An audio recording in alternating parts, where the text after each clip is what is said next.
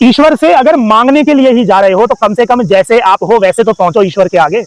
आप स्वयं देख लीजिए, जैसा आप बन के पहुंच रहे हो ईश्वर के आगे वैसे हो नहीं, और जैसे आप हो आप वैसे बन के नहीं पहुंचते हो।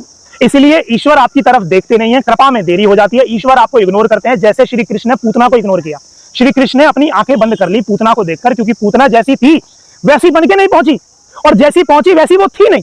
जब आप अपनी एक्चुअल आइडेंटिटी को शून्य कर देते हो, बहरूपिया बन के पहुंचते हो, तो ईश्वर को वो चाहिए ही नहीं।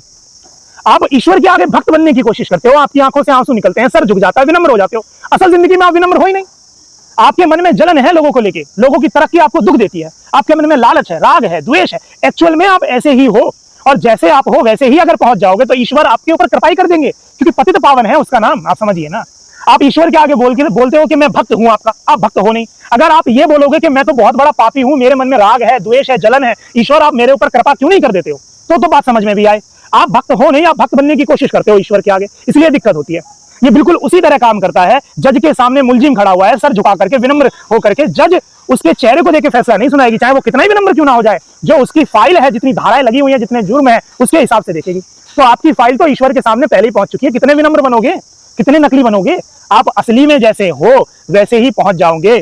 तो जैसे भैरव पे कृपा करी थी माँ दुर्गा ने, आपके ऊपर भी कृपा कर देगी। मगर जैसे आप हो वैसे बन के पहुंचो तो सही कम से कम।